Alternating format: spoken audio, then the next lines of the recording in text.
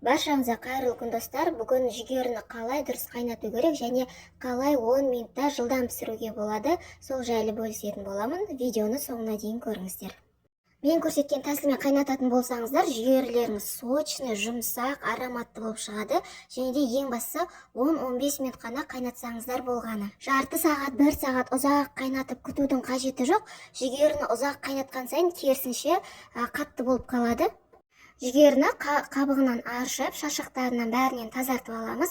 Жүгеріні қалай дұрыс таңдаймын десеңіздер, сондай соңқырамаған және бір дәнін алып мыжып көрген кезде, сондай суы шашырап, сондай сулы болып тұрады. Жүгеріні асатын ыдысымызға жүгерінің қабықтарын тастамай, кішкенесін салатын боламыз. Одан кейін үстіне жүгеріні салып шығамыз. Бұл жүгерінің қабықтарын салу себебі, бұл жүгеріге аромат беріп тұрады екен. Жүгері ыдысқа сыймаса, ортасынан бөліп салса да болады. Мен төбесіндегі артық жерін кесіп тастадым.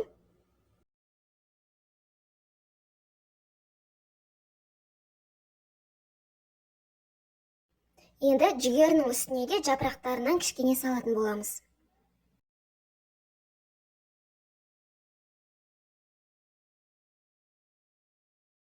Жүгерінің үстіне қайнаған су құямыз, мұздай су емес, міндетті түрде қайнаған су құйыңыздар.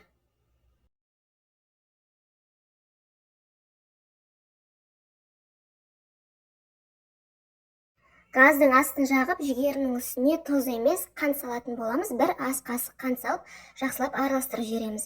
Тұз емес, қант салған кезде жүгерілеріңіз 10-15 минутта жылдам пісетін болады. Қазанның қақпағын жауып, 15 минутқа қалдырамыз.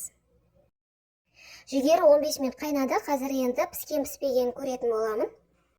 Қазанға қант салған кезде жүгерім тәтті болып кетеді деп қорықпаңыздар. Қант салсаңыздар, керісінше жүгерілеріңіз жылдам пісетін болады. Жүгерінің бір түйірін алып көретін боламын. Піскен екен, енді қалғандарын судан сүзіп аламыз.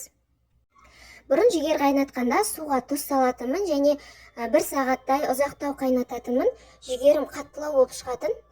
Ал мынау әдіс керемет екен, бар болғаны 10-15 минуттың ішінде пісіп шықты. Бірақ 10-15 минуттан артық пісіруге болмайды, жүгері керісінше қатайып қалады. Жүгерлерді сүзіп алғаннан кейін ыстықтай осылай үстіне тұз сеуіп шығамыз. Міндетті түрде осы әдіспен жасап көріңіздер. Видеом сіздерге ұнаса, пайдалы болса, лайк басып, пікір қалдыра кетіңіздер. Әр жазған сіздердің пікірлеріңіз бұл арнамның дамуына үлкен үлесін қосады. Арнама тіркелуді ұмытпаңыздар. Назарларыңызға рахмет. Ас болсын.